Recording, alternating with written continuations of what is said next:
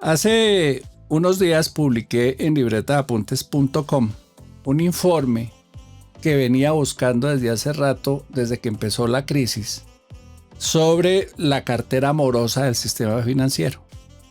Y las noticias no son buenas. Está creciendo como tiene que crecer cuando hay crisis económica como la que estamos afrontando no solo en Colombia, sino en casi todo el mundo.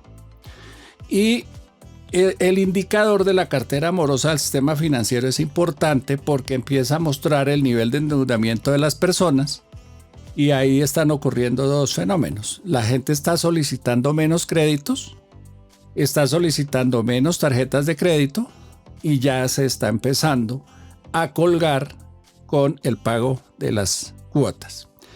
Ahí todavía no hay alarmas, no es para preocuparse, pero el sistema financiero sí tiene que estar atento y una de las maneras de evitar que eso siga creciendo pues es cobrar.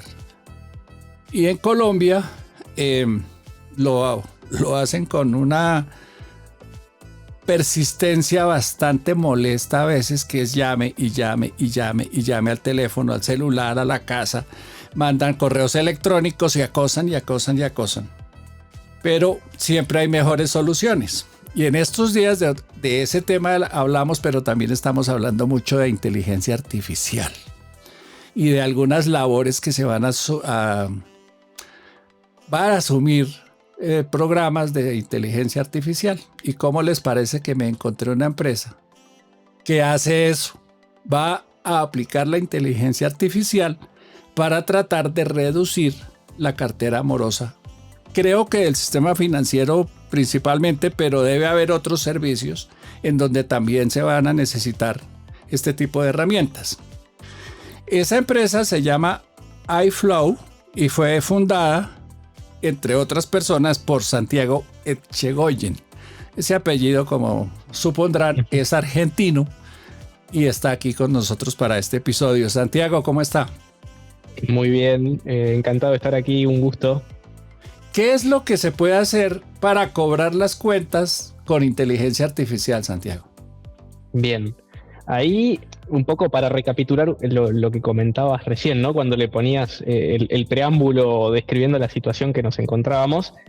Y creo que por un lado está eso que bien comentabas, ¿no? Todo lo que tiene que ver con la macroeconomía, las cuestiones que están sucediendo, la inflación, las tasas de interés, etcétera, que obviamente van a tener aparejadas soluciones que más o menos todos nosotros conocemos. Si uno quiere bajar el nivel de morosidad, quizás tenga que poner una tasa de interés un poco menor para que las cuotas sean un poco más laxas y los usuarios puedan terminar de pagarlo, mejorar o hacer más eficiente la originación para que pasen perfiles de mejor capacidad de pago. Bueno, todo el tipo de cosas que nosotros creo que conocemos quizás de la experiencia de lo que ha sucedido siempre con estos ciclos económicos que sufren la mayoría de los países de Latinoamérica, no solamente en Colombia. Pero por otro lado, describías muy bien también una situación de cómo suele ser la cobranza en nuestros países, que es ese proceso repetitivo y chocante donde me llaman 7 veces y me vuelven loco y me llaman 5 veces preventivamente, me mandan una carta, me mandan un email. Esa cosa que parece muy de fuerza bruta, es decir, tenemos 10.000 usuarios a los cuales cobrar y a todos les hacemos las mismas acciones y hasta que molestamos a nuestro cliente quizás cuando todavía ni siquiera llegó la fecha de pago.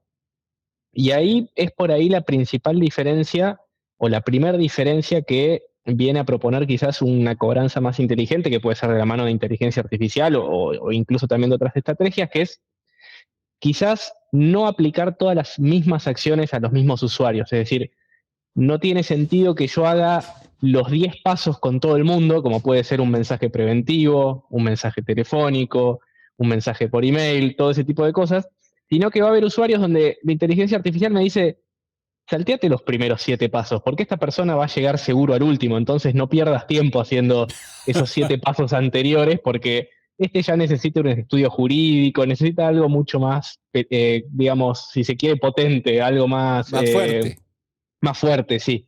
Y después hay otros donde dicen, no, este no lo molestes, porque él va a venir solo, él siempre tiene una demora de 5 o 6 días, es lo que nosotros llamamos un pagador perezoso, que quizás no es que no tenga plata, no es que no quiere, simplemente es medio olvidadizo y a los 5 o 6 días va a venir, entonces no lo molestes con 7 mensajes, porque lo vamos a agobiar y y nos va a empezar a molestar, lo vamos a empezar a molestar como cliente.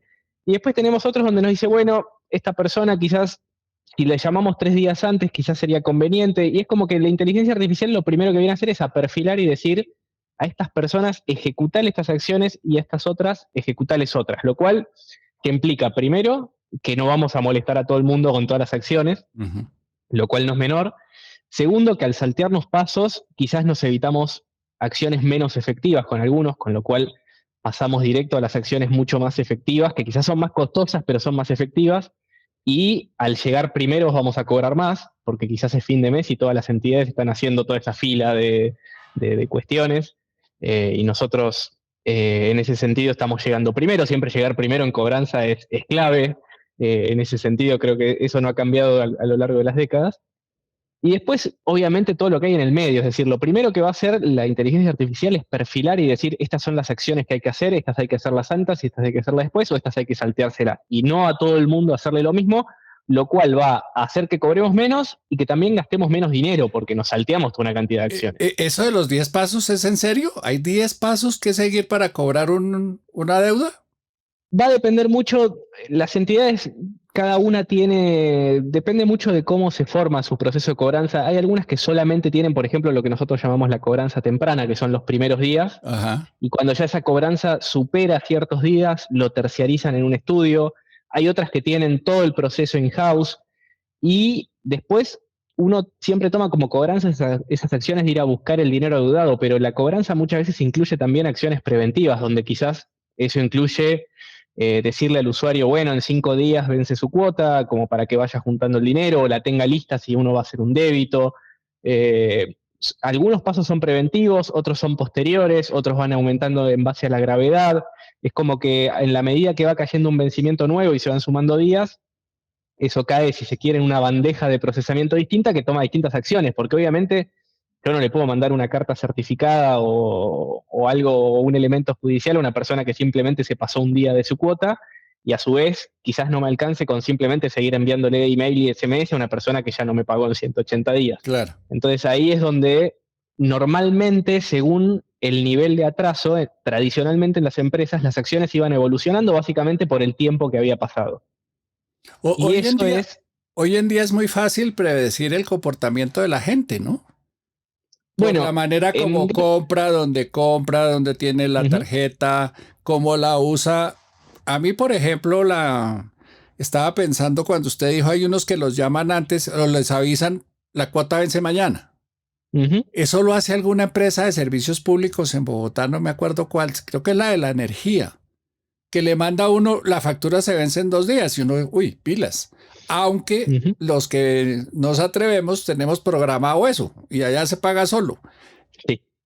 ¿Qué tan frecuente o qué tanto programan los pagos los colombianos? ¿Lo usan o no lo usan el sistema?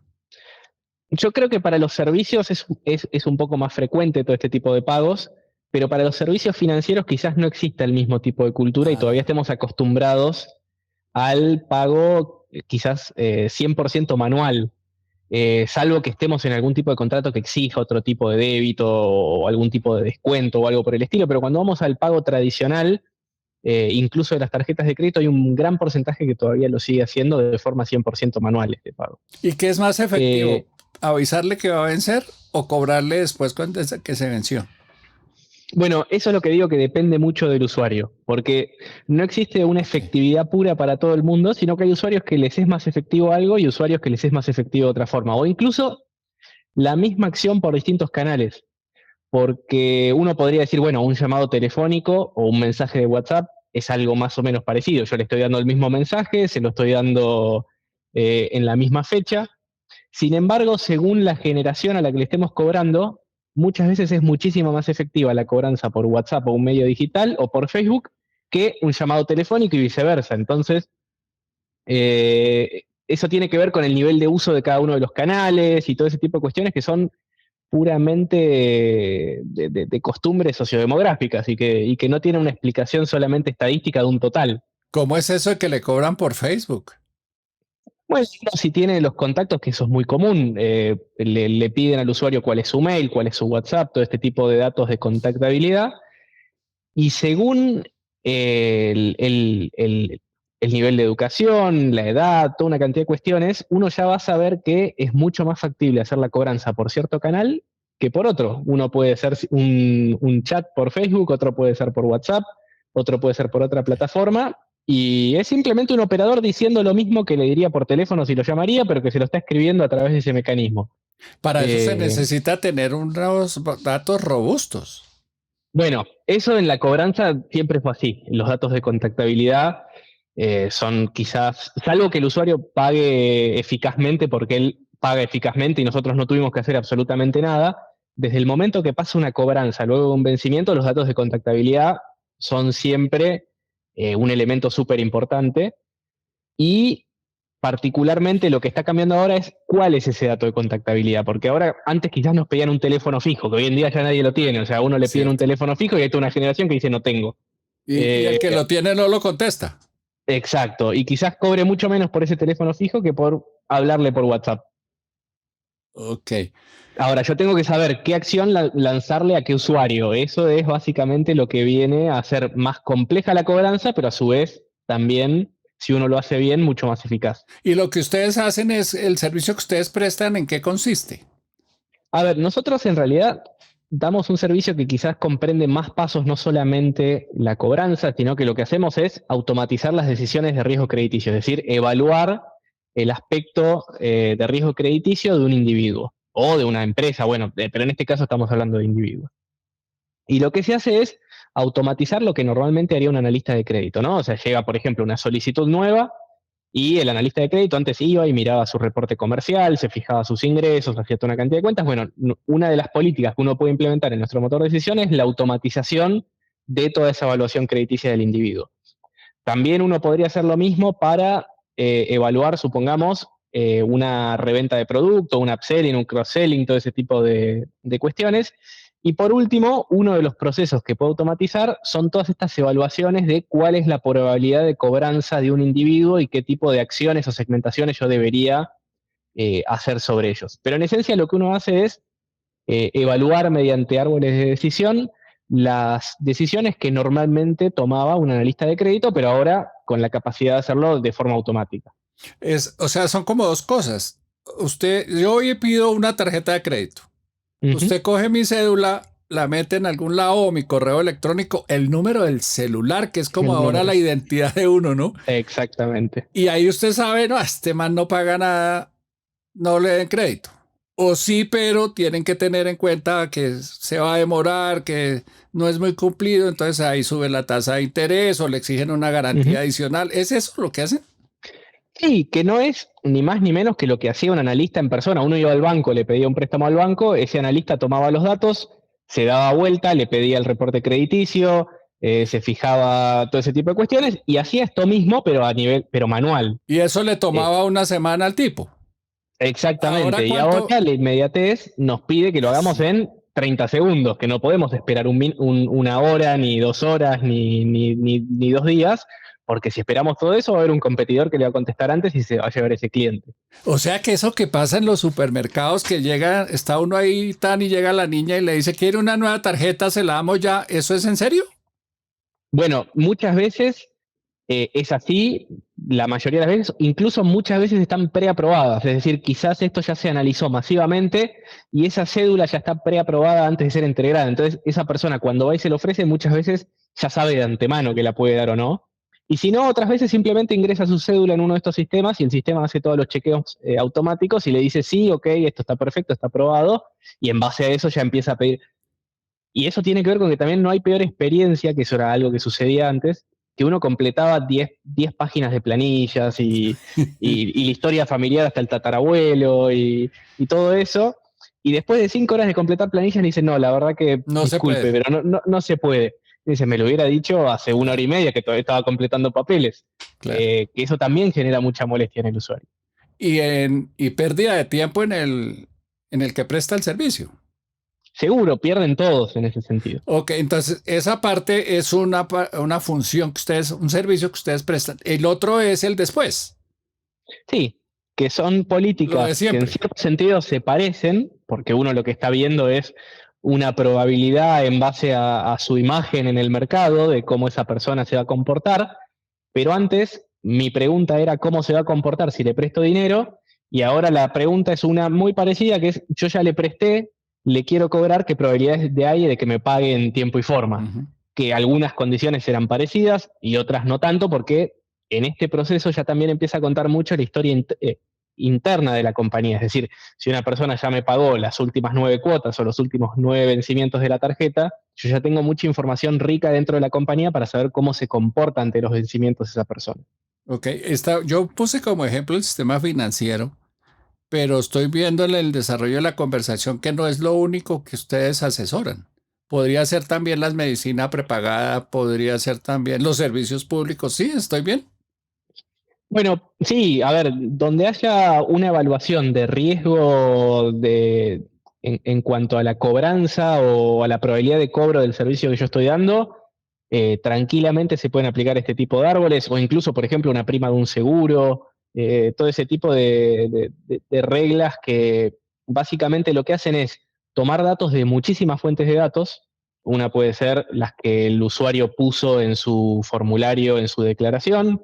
Otros pueden ser los que hay en distintos reportes crediticios, otros pueden ser historial interno de la compañía, o bueno, dependiendo del rubro, pero hoy en día se ha transformado en flujos de decisión que tienen que ir a buscar a muchísimas fuentes de datos, muchos datos por separado, y luego unificarlo en una sola toma de decisiones, que puede dar, por un lado, un aprobado o rechazado, o que puede también dar una probabilidad exacta de cuál es la probabilidad que esta persona cumpla o no cumpla, para ponerlo de forma sencilla. Una persona que me esté escuchando no me va a perdonar si no le hago esta pregunta. ¿Cómo queda la privacidad de uno ahí? Porque uno, bueno, ya de hablar de Ujú. privacidad a estas alturas del partido, cuando le abre una cuenta en Gmail le entrega la vida, pues, pero se van a preocupar. ¿Cómo saben que sus datos, su información es confidencial y está protegida? Ujú. Bueno, todo lo que tenga que ver con con compartir información en Colombia y particularmente en servicios financieros está altamente regulada, y en ese sentido se piden unos estándares de seguridad, se piden no solamente lo que exige la ley de habeas data, sino también toda una cantidad de chequeos extra, porque es lo que nosotros normalmente llamaríamos datos sensibles. Ujú. Son datos que no es solamente que estoy perdiendo mi teléfono y alguien me va a molestar tratando de venderme algo, sino que también estoy perdiendo datos que son súper sensibles de comportamiento financiero que nadie debería obtener sin mi permiso. Con lo cual, en ese sentido, y por experiencia propia, por ser proveedores de muchas de estas entidades financieras, los estándares que ellos exigen en cuanto a lo que se llama seguridad de la información, o lo que puede ser muchos estándares de seguridad que seguramente escucharon, como ISO 27001, SOC 2, etcétera, que se dedican a medir todo este tipo de cosas, la superintendencia pide este tipo de certificaciones, tiene toda una cantidad de reglamentaciones que uno debe dar, y si bien pareciera que uno le está dando sus datos a un extraño y que va a hacer cualquier cosa con ellos, la realidad es que en ese sentido en Colombia hay un grado alto de seguridad de la información. De protección. Ujú. A alguien que los necesite a ustedes, ¿cómo los encuentra? ¿Y qué tipo de empresa tiene que ser? Grande, chiquita, para el que Eh, quiera. El que vaya a dar crédito, me imagino. Exactamente. Sí, a ver, eso es lo bueno de los servicios nube o todo este tipo de servicios que estamos.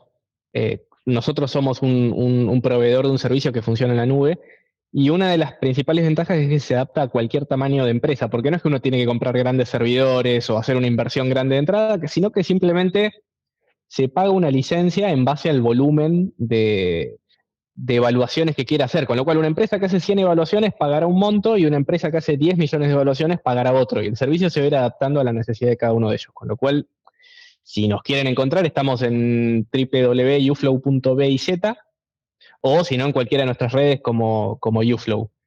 Y ahí obviamente pueden contactarnos, perdemos casos de éxito, todo lo que quieran ver de nuestro historial, y pedirnos también una reunión para charlar más en detalle. En la descripción del episodio les voy a poner cómo se escribe porque se toca tenerlo claro. Así es. ¿Y cómo cobran eso? ¿Eso es caro, es barato, es un porcentaje? ¿Cómo funciona eso? Es transaccionalmente, es decir, para nosotros hacer una evaluación cuesta una cantidad fija de centavos, no estamos hablando de miles de dólares ni nada por el estilo, sino que estamos hablando de unos centavos por evaluación.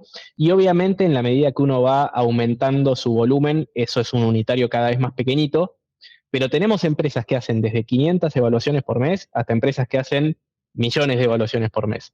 Y lo bueno es que el servicio se adapte al estadio que tenga esa empresa, porque suele ser una necesidad que las empresas tienen desde el primer momento, desde que es una startup, y no pueden hacer una inversión de comprar licencias de cientos de miles de dólares en ese estadio de startup. Y allí es donde nosotros con Uflow quisimos hacer algo para un poco democratizar este tipo de soluciones. Estaba pensando, una persona que quiera saber cómo está su historial, ¿puede pedir el servicio también? ¿Una Lo persona? puede, lo puede pedir, pero no a través nuestro. Y eso es algo que es buena la pregunta porque me hace hablar de otro tema relacionado que es interesante. Nosotros no manejamos datos propios, es decir, no es que Uflow tiene un historial crediticio de los individuos a nivel propio, sino que se conecta con las distintas fuentes de datos que están disponibles en Colombia. En Colombia hay 2 proveedores de reporte crediticio, hay muchos proveedores que dan historial de, de historial laboral, por ejemplo, de las personas. Hay otros que dan otro tipo de historial, historiales legales, del que necesite cada uno de los proveedores. Y el motor lo que hace es conectarse por nuestros clientes, es decir, por las empresas que quieren evaluar, para ir a buscar en cada una de esas centrales de riesgo los distintos datos. Con lo cual, no es que Uflow maneja los datos de alguien, sino que va a ir a los proveedores a buscarlos. Si ellos quieren obtener su información comercial, básicamente lo que tienen que hacer es ir a pedírsela a cada uno de esos proveedores porque ellos sí tienen los datos y ellos van a poder acceder a su propio informe comercial a través de su propia plataforma. O sea, lo que hacen ustedes es recopilan la información, eso se vuelve un análisis y da un resultado. ¿Sí o no? Exactamente, exactamente. ¿En cuánto tiempo me dijo que hacían eso? ¿En minutos?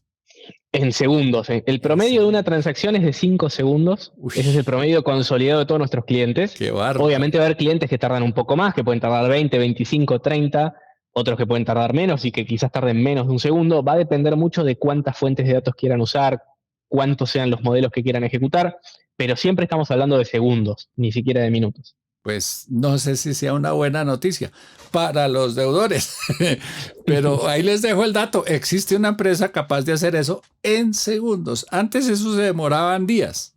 Ya vamos en segundos cuando uno va a pedir el crédito. Esa es la parte buena. La parte mala es que así reaccionan cuando uno se cuelga en el pago.